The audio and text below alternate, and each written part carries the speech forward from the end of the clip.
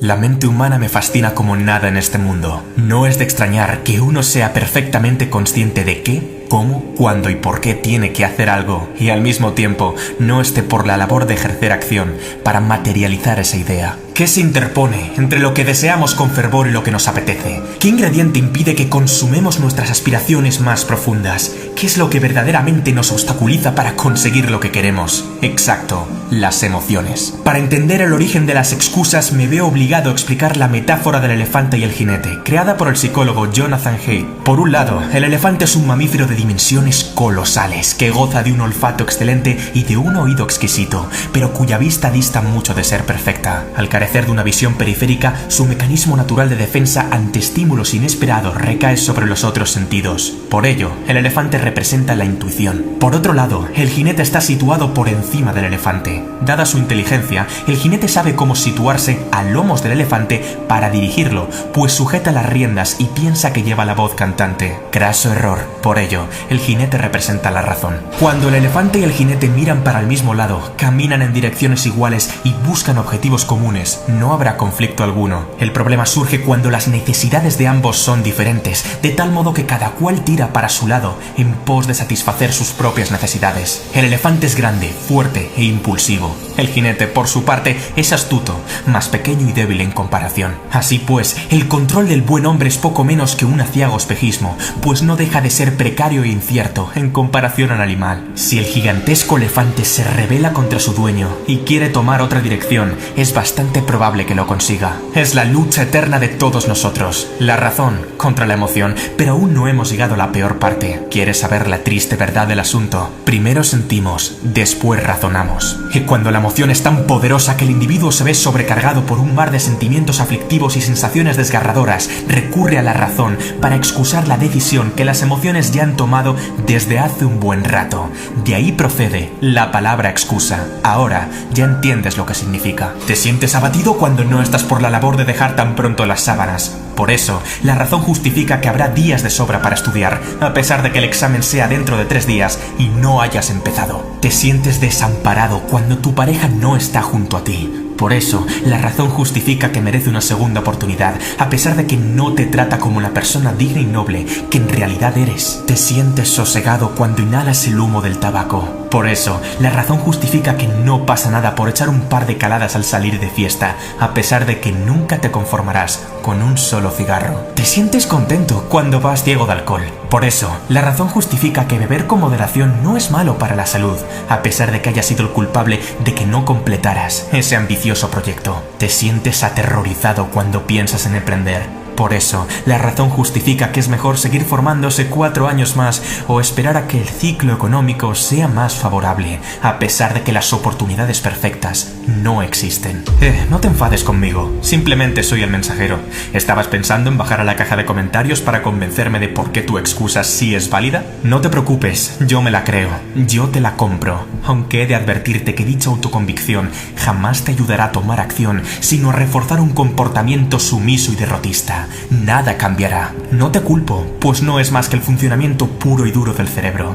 Yo también lo hago, soy humano y me pongo excusas. ¿Pensabas que era un perfecto semidios esculpido por el mismísimo Zeus? La cuestión está en si en la baraja de alegatos y pretextos desvía la trayectoria del elefante ligeramente, o en si la bestia se apodera del sentido y dirección del camino, al tener arriba un jinete amansado y demolido. ¿En qué quedamos, caballero? ¿Va usted a ir de paseo o de rodeo? Saber qué tienes que hacer no importa tanto como pensaste en un principio. Más bien, el juego va a tener las agallas de hacerlo. Lo último, abre las compuertas del cambio, la mejora y el aprendizaje mediante un autochantaje que emana del propio sentido de urgencia del Homo sapiens. Y al revés, aunque saber lo que uno tiene que hacer podría ser de gran ayuda en una mente ya de por sí resiliente y decidida, la ciencia y la probabilidad demuestran que las garantías de que el plan cobre vida de forma sostenida brillan por ser escasas. Todos sabemos que el alcohol mata, pero a la mayoría nunca le falta su cervecita diaria. Todos sabemos que el dulce mata, pero la mayoría no detiene los atracones de azúcar. Todos sabemos que la velocidad mata, pero la mayoría supera el límite permitido en carretera al sobrepasar un radar. No es el hecho de que uno sea consciente o no de un peligro lo que le aleja de él. No es el hecho de que uno sea consciente o no de una meta lo que le acerca a ella. Es una condición necesaria, pero no suficiente. ¿Cuál es el secreto que te permitirá revertir el proceso de autodestrucción? Lo sabrás a continuación. Existe una explicación psicológica detrás de este fenómeno. Venga, piensa un poquito. ¿Recuerdas lo que te he dicho al principio del vídeo? ¿Qué es lo que verdaderamente nos obstaculiza para conseguir lo que queremos? Exacto. Las emociones. Todavía no. Escucha el siguiente ejemplo. Imagina que vas caminando tranquilamente por la montaña y tu cuerpo empieza a sentir escalofríos al percatarse de que hay algo que parece ser una serpiente.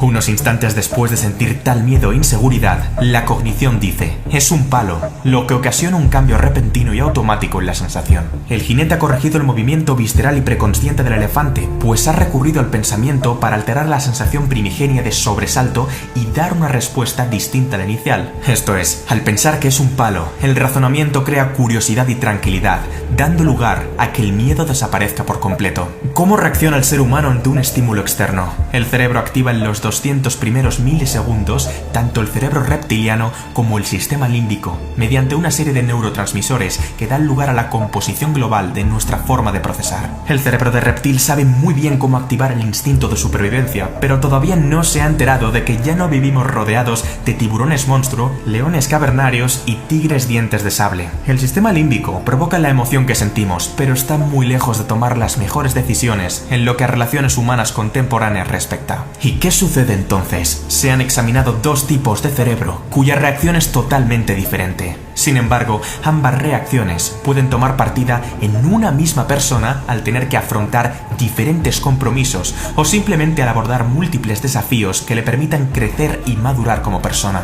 Por un lado, el cerebro tipo 1 consigue activar a los 800 milisegundos una tercera área denominada neocórtex, responsable del pensamiento avanzado, la razón, el habla, la planificación, etc. La corteza prefrontal es capaz de iniciar la cognición para modificar el pensamiento acerca del estímulo externo. Si lo que estoy viendo fuera una serpiente, se movería y emitiría un sonido diferente. Pero cuidado, no es dicho razonamiento lo que fulmina la emoción anterior, sino lo que crea otra emoción distinta, que se adapta mejor a la coyuntura. Antes estaba asustado y ahora estoy relajado o curioso. Por otro lado, el cerebro tipo 2 ha de aguantar un auténtico tsunami emocional, de tal manera que el sujeto es completamente incapaz de activar la cognición y resolver el problema, tal y como hizo el cerebro tipo 1. Este fenómeno es básicamente lo que explica el fracaso escolar, el exceso de velocidad o la obesidad mórbida. Por último, cuando los impulsos intuitivos deciden cómo actuar, el neocórtex interviene posteriormente para justificar por qué dicha decisión es la correcta. El sistema límbico ha ganado la partida. ¿Significa esto que dichas personas no tienen ninguna posibilidad para gestionar las emociones conflictivas? En absoluto. Pero encender un sistema cortical inactivo y sedentario requiere una buena estrategia. Deberán reunir un esfuerzo sublime para actuar y romper el patrón preestablecido, a pesar de que la intensidad emocional se incremente cada vez más. ¿Tienes miedo de saltar de un trampolín a 10 metros de altura? No pienses, salta. ¿Tienes estrés porque el temario del examen es demasiado largo? No pienses, estudia. ¿Tienes tristeza cuando tu quinto proyecto ha fracasado? No pienses, continúa. Poco a poco, el jinete tomará el mando y acaparará más poder. Por el contrario, si no se controla adecuadamente a un cerebro tipo 2, las consecuencias pueden ser fatales. Guiarse por las emociones es un paseo aleatorio. Tan pronto como se acierte en una decisión, se tomará otra cuya implicación es de proporciones hecatómbicas. Sigue tu corazón es, literalmente, la filosofía del drogadicto. Es aquí donde nacen las excusas. ¿Recuerdas? El elefante gana la partida al jinete, comienza a andar sin su consentimiento y, al verse incapaz de frenar al animal, elabora un pretexto que argumente por qué éste ha salido disparado en una dirección específica en contra de su verdadero interés. Sea como sea, cada vez que alguien toma una decisión, primero ha sentido en su cuerpo. Después, habrá algo que lo justifique o desmienta a nivel cognitivo. La inteligencia se puede entender desde la acepción de intelliger, esto es, seleccionar entre. Cuando yo soy inteligente, significa que, entre todo lo posible, escogeré lo más adecuado a la situación. La inteligencia emocional implica que el individuo elija la emoción más apropiada para el estímulo externo, entre todas las que se encuentren a su disposición. La emoción decide y la razón justifica. Dicho de otro modo, todas las decisiones son emotivas. Y después, la razón explica la emoción que se experimenta en un principio o la transforma en otra que consigue desbancarla. Pero es lo que uno siente, lo que determinará el rumbo de la trayectoria. Si estás en cólera, el mundo se ve distinto a si estás en templanza. Si estás en miedo, el mundo se ve distinto a si estás en seguridad. Si estás en letargo, el mundo se ve distinto a si estás en júbilo. El pensamiento es un buen evaluador, pero no un buen gestor. La gestión tiene que producirse de emoción a emoción.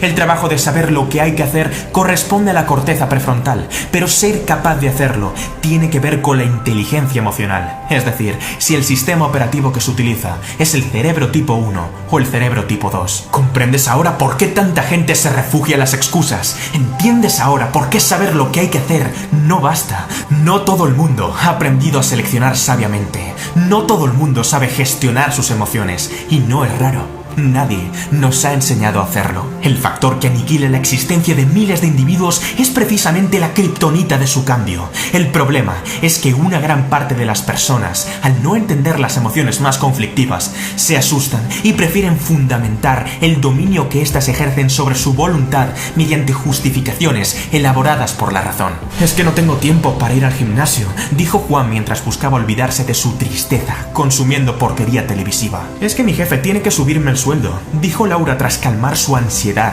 comprándose 3 pares de zapatos carísimos. Es que las editoriales no me publicarían el libro, dijo Esteban para justificar el miedo a lo que el lector pueda pensar de él. Es que, mira, te digo una cosa, quizás a ti te puedas engañar, pero a mí, bueno, qué narices, sí, podrías embaucarme, ¿y luego qué?